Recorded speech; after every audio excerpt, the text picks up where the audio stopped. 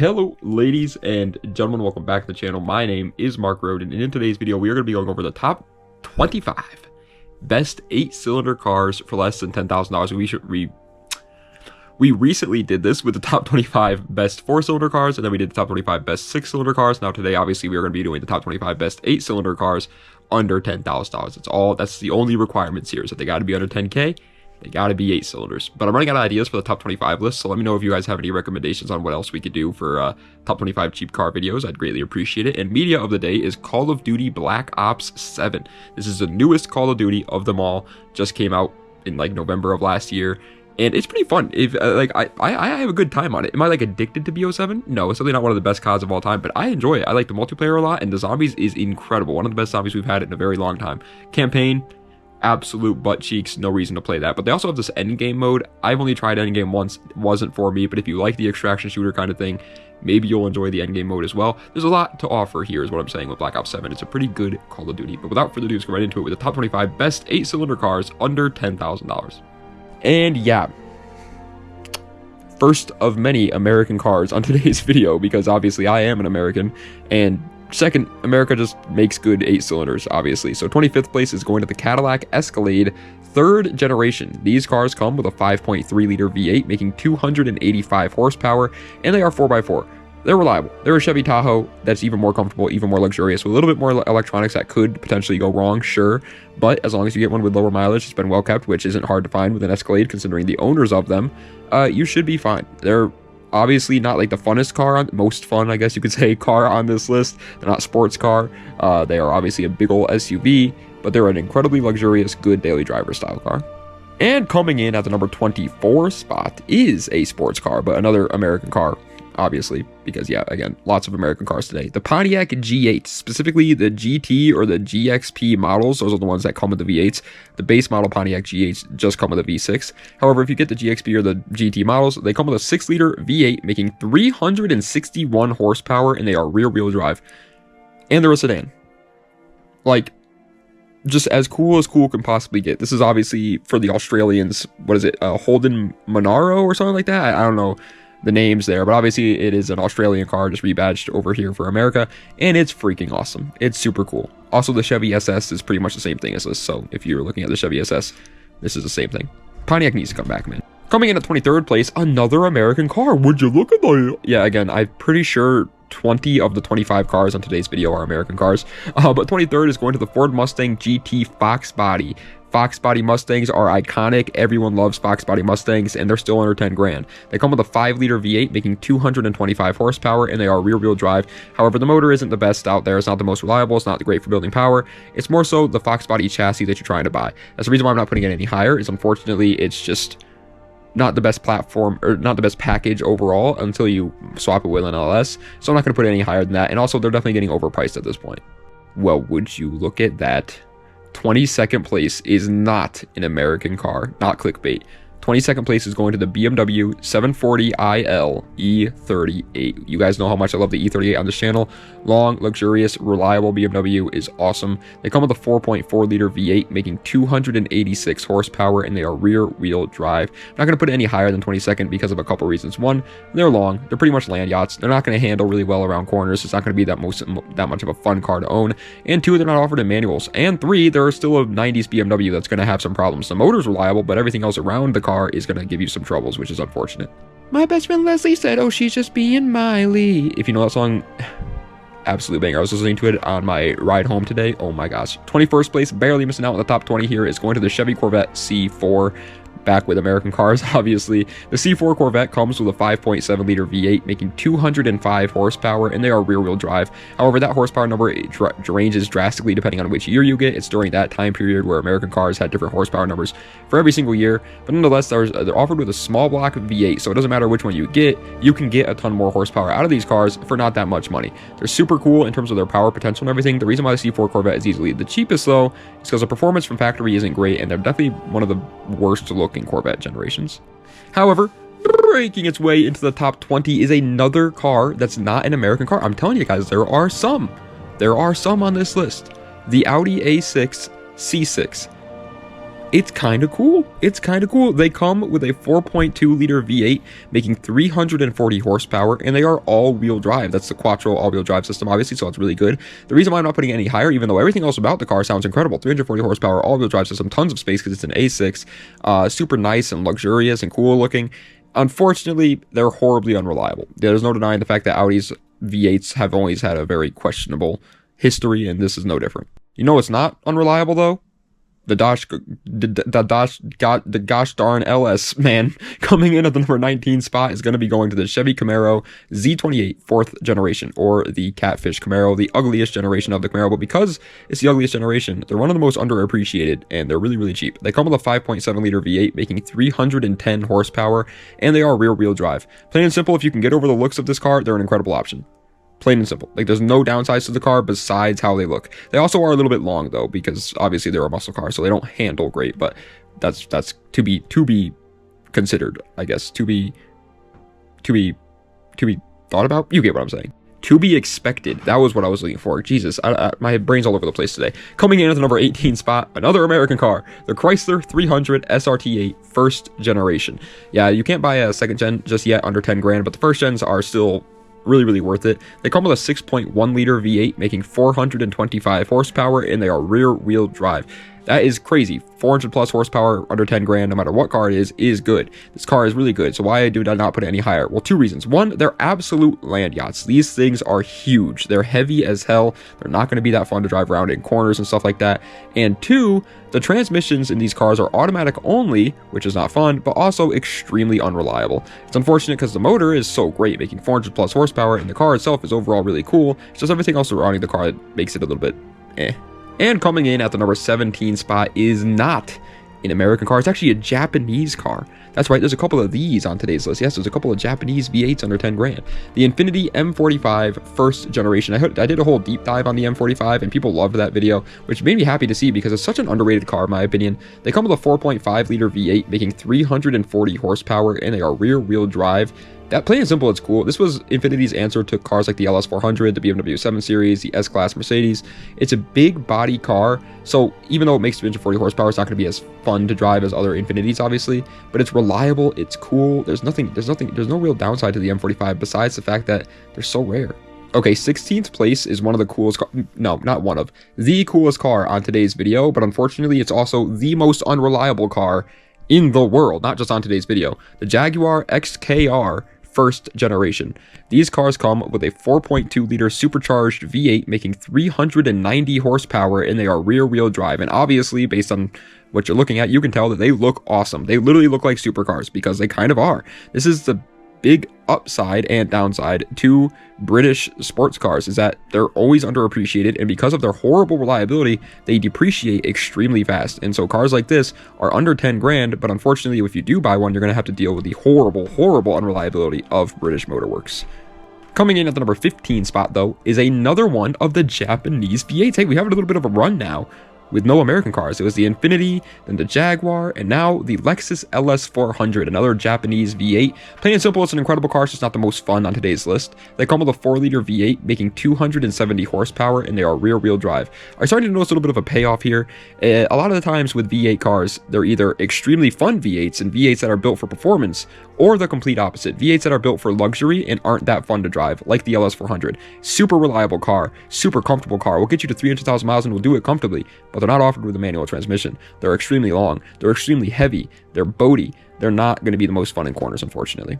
Coming in at the number 14 spot is perfect in all the right ways, but it's just a little bit too expensive to put it any higher than 14th place. The Mercedes C63 AMG W204. You have to be extremely patient and just know what you're looking for and know what you're doing. But if you are, you can find a W204 C63 AMG under 10 grand. They come with a 6.2 liter V8 making 451 horsepower, and they are rear wheel drive. That's obviously insane. Everything about this car is incredible. The only reason why I'm not putting any high, it deserves first place if it was easy to find under 10 grand in good condition. But it's just not. Chances are, if you are going to find one of these cars, it's going to have some problems. It might even have like a rebuilt title or something, really high mileage. At that point, it's just really sketchy. But if you are very smart and very patient, you can find a decent enough C63 AMG W204 under 10 grand.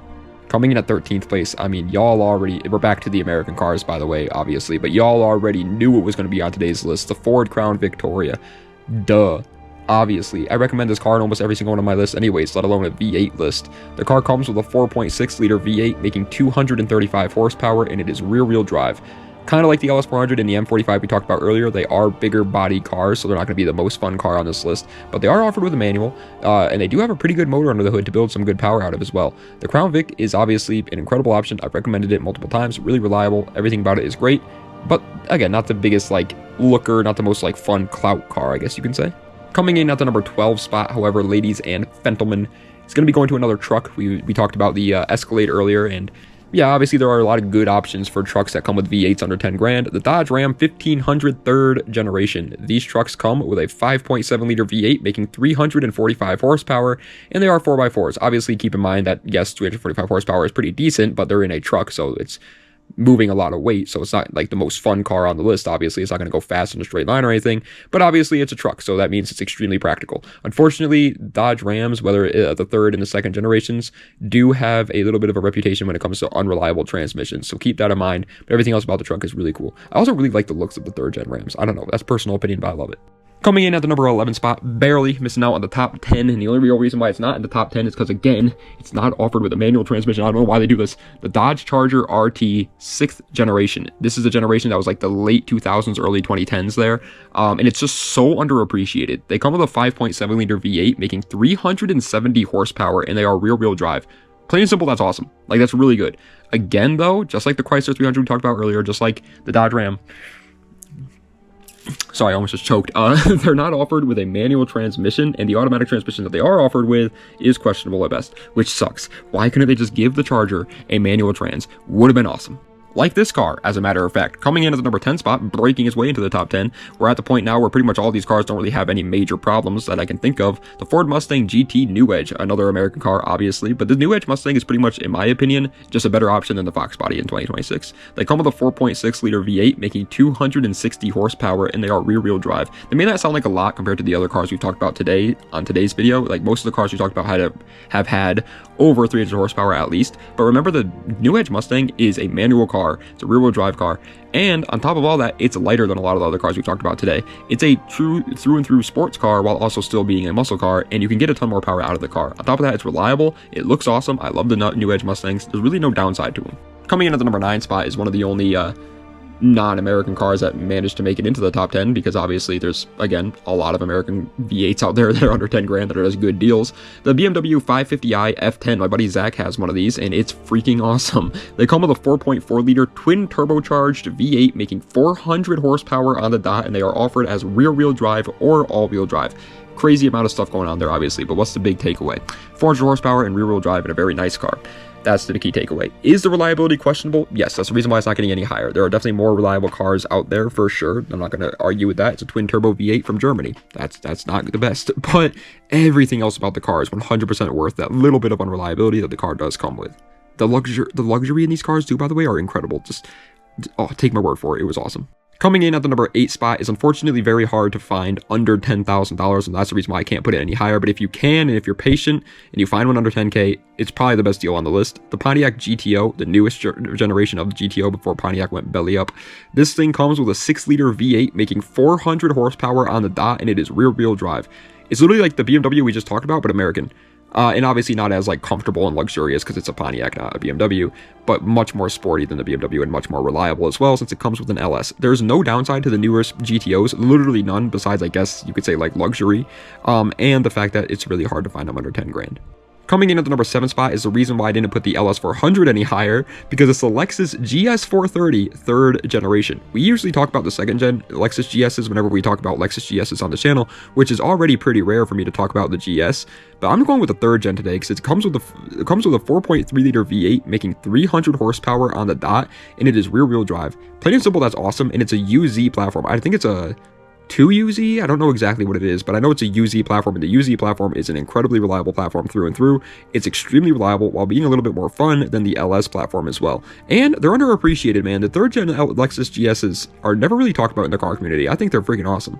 Coming in at the number 6 spot, though, another non-American car, 2 in a row in the top 10. What? I know. The Audi S4 B7. The Audi S4 B7 and B6, actually, kind of both of them here. Let's talk about both of them. I think the B7 is cooler. It just looks nicer, and it's a little bit more modern, so it has more modern features. But they both come with a 4.2-liter V8, making 340 horsepower, and it is all-wheel drive. This is the exact same motor, and I'm pretty sure transmission, that they had in the Audi A6 C6 that we talked about earlier, but this time in just a much lighter weight body that was much more meant to just be sporty and fun. It's overall just an incredible option. It still does, unfortunately, suffer from the reliability issues that the Audi A6 we talked about earlier suffers from, but the fun aspects is so much more worth it in this car. Coming in at the number 5 spot is the car that my dad has, actually.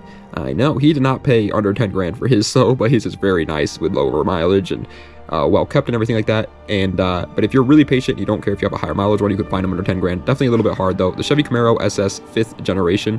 This car comes with a 6.2-liter V8 making 426 horsepower, and it is rear-wheel drive. Yeah, again, through and through, incredible platform, incredible option. Everything around it is great. The only, I guess you could say, downside to the 5th gen Camaros, besides their blind spots, because those are just absolutely abnormal, is their transmission reliability yet again. But it comes with an LS, man. These things are great.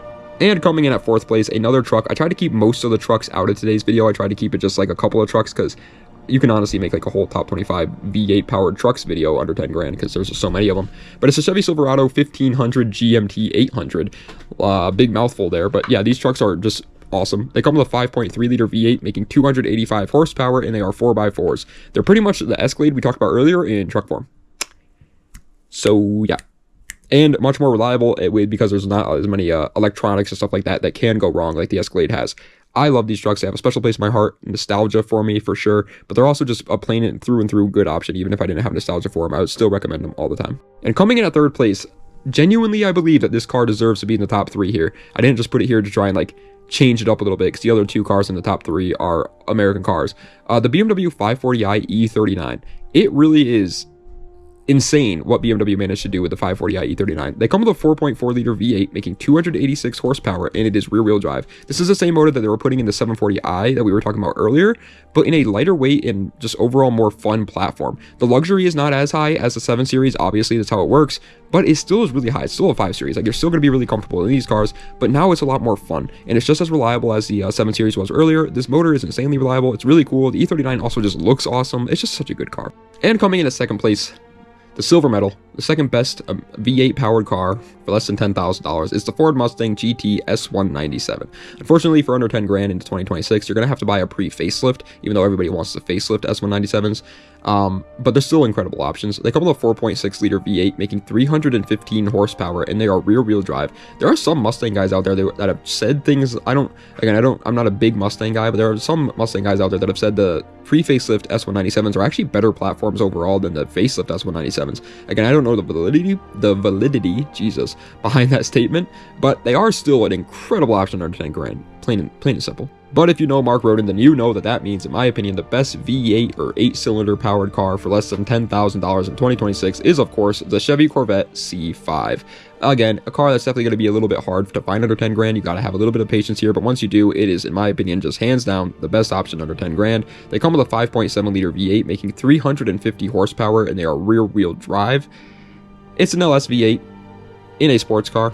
It is a 2-seater. That's the biggest downside, obviously, to this Corvettes is they're not the most practical car out there. They're a 2-seat sports car. They're low to the ground. Like, obviously, you're not going to be like daily driving these in the winter or whatever with your family. But in terms of like fun and cool car and sports car points, in my opinion, this is hands down easily the best option for under 10 grand in 2026. It is just so cool. My uncle has one. I absolutely love it. I want one so bad. C5 Corvette deserves the #1 spot today. But ladies and gentlemen, that is the end of today's video on the top 25 best 8-cylinder sports cars for less than $10,000 in 2026. I hope you guys enjoyed. If you did, please be sure to like, comment, and subscribe to the channel for more content just like this. Let me know what reviews I'd like to see in the comment section down below. Check the links in the description for any of my other social medias or any of my other YouTube channels or any of that great mumbo jumbo.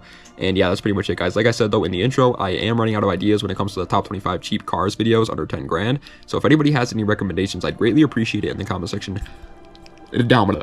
Tomorrow's video is probably going to be a good, bad, and ugly, just so you guys know. And then the day after that, couldn't tell you. I couldn't plain and simple couldn't tell you. I do not plan ahead whenever it comes to Mark Roden's YouTube video. Also, look, guys, I finally got a haircut.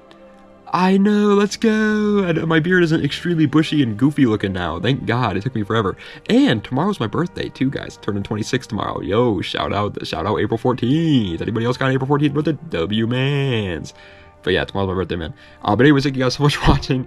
I appreciate it. Das Vidania, and have a nice night.